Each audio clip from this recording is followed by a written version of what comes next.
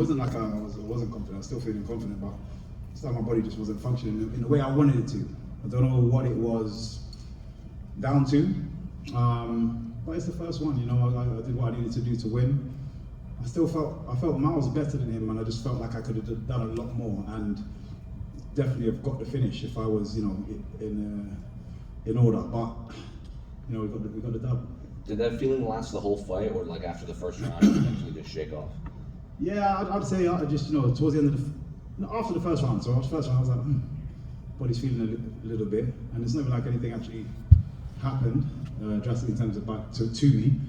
But like I said, you know, I like to be very hard on myself, winning or losing.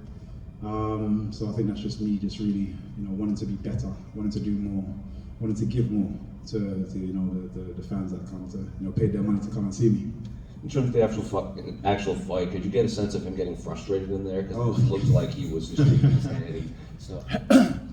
Yeah, and I could definitely see he was frustrated, and I always say the same thing when from the outside looking in, it's easy to go, oh, you know, I'll just do this, and I'll just kick his leg and just do this, and then when you're actually in there,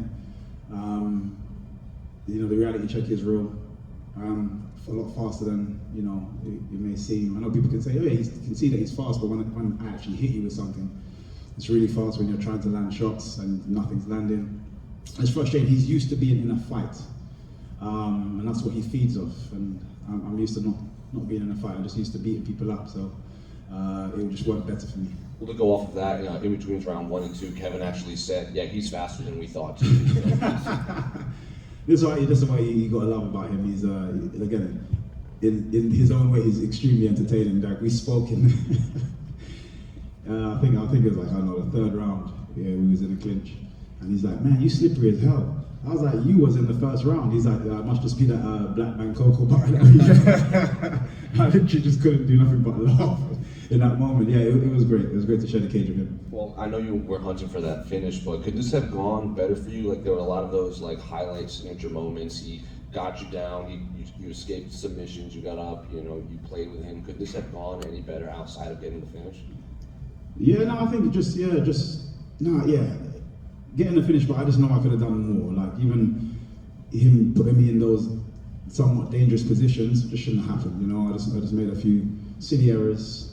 I felt confident, you know, recovering, getting back to my feet, you know, escaping the cage multiple times when he's trying to press me on the cage. And he's very good at his elbows, but we worked on that, so we knew exactly which way to exit to kind of stop him from doing those things. So yeah, you know, still a good day in the office, by way of the situation that I was able to kind of, you know, navigate through. But I always want to do more. In your post-fight interview, you said, you know, you felt you still had a lot of work to do in there. Is that just your own self-criticism, or do you have like specific things you need to work on? Yeah, it's definitely me. Definitely me. I want to be better. I want to do better. And don't get me wrong. Let's say 2nd round, 3rd round, I got the finish. I would have said the same thing. I would have said exactly the same thing, because there's just moments in there that I just know what I can do, and I wasn't able to execute. Talk to me about that entrance. We saw in Israel, you came out with a cape and everything, so what went into that thought? To be fair, we had quite a bit more. It would have been even more entertaining. UFC was like, you know, calm down, it's your first one.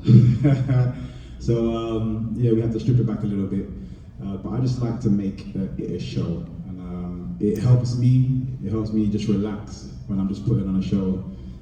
It just helps the time fly by and have the best time ever. When I'm in that mode, I feel like I'm the most dangerous. And last one for me, when would you like to get back into the octagon? And I know the UFC hasn't been to the UK yet this year. Is it a no-brainer that you're going to be on that card? No, it's hard to say. I think it's June, isn't it? Yeah. July. It depends. It depends. Go back. I don't like to make those kind of decisions. My coach, my manager, you know, they'll sit down. We'll go through what I know I need to work on, what you know, my coach wants me to work on, and we'll navigate and say, look, is that the right time to get back in? Yes, no. We'll go from there.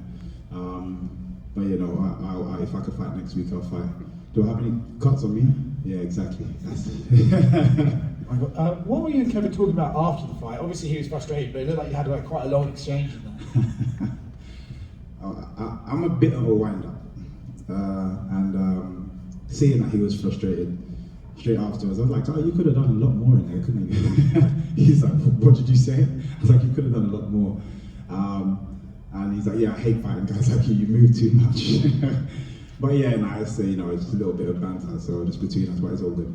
Is there a part of you that feels like it took you, you know, your journey was a long one to get to the UFC? Is there a part of you now that feels like, oh, I gotta like rush this now, I've got to make the most of it, try and get as far as I can, as fast as I can? Or do you think, no, I'll take it at my own pace, the opportunities will come when they come? No, 100%, I'll take it at my own pace, but the reason I put myself in the deep end first is because so I'm not starting from, you know, far behind and having to make too many jumps forward to get there. Because then now I don't feel in a rush. You know, I fought an amazing athlete in Kevin Holland, you know, very high, you know, towards the top of the table of the UFC. So I don't need to rush, I'm already there. MiVP right here. Before this, you mentioned one of the things is that you liked the canvas in the UFC. And then we saw a couple of maybe slips tonight. Were there issues with the footing at all? Was that just nervous energy, or? I know the one in the Apex felt a little bit more grippy, but to be fair, yeah, no, it was fine. Those mistakes were literally mistakes my own. You know, those are the kind of things I'm gonna like grill myself about afterwards when I look back on the fight. But yeah, they were my mistakes. And then Kevin made a big deal about the level of competition. Did you feel motivated at all to kind of go out and make a statement tonight because of that? I don't need anybody else's judgments, opinions, criticisms to have that pressure on myself. I don't like to do it from outwards in. I like to, you know, I put those goals, I put those pressures, I put those, you know, those wants, those needs to be better, and on myself, and then I go from there. Last one for me. I mean, I think a lot of people would like to see you against Wonderboy at some point. But are there names that you have in mind for next up? Nah, like I said, I'm just chasing the top of the hill. Whoever's there, you know, when it's time for me to perform, that's the person I go for. For me, I leave that to my coaches. We have enough stress in the gym. Congrats. Thank you. Michael, just one. I think you're going into the third round. It looked like Kevin was trying to do a handshake, and you did a quick 1-2. I don't know if that was just you didn't see it as a handshake, or is that just a moment of, hey, keep your guard up the whole time? No. I no lessons to teach him. It was I genuinely thought he had just put his hands up, and he kind of obviously he stepped within the range that I would use to just, you know, fire. I landed a shot, and he kind of like, you gonna do that? And I looked at him like, what is he like? What's he talking about? And he's like showing me that he went to put his hand out. I was like, I'm so sorry. Just jump back up. This suits me better on my feet anyway. So. It did look like you went back to give him a handshake after that. Yeah, no, 100%. That's not me at all. I don't need to, you know, take shortcuts to beat my opponent, or, you know, any dirty tricks. So I genuinely, it was a mistake. You know, allowed him the space to get back up, and, you know, we went from there. And, you know, I think we all went in there thinking we were going to get the podcast that you guys would have. Are you surprised that there wasn't as much talk as we thought would maybe be going in there? Not at all. In all honesty, I feel like he was very nervous, and I felt that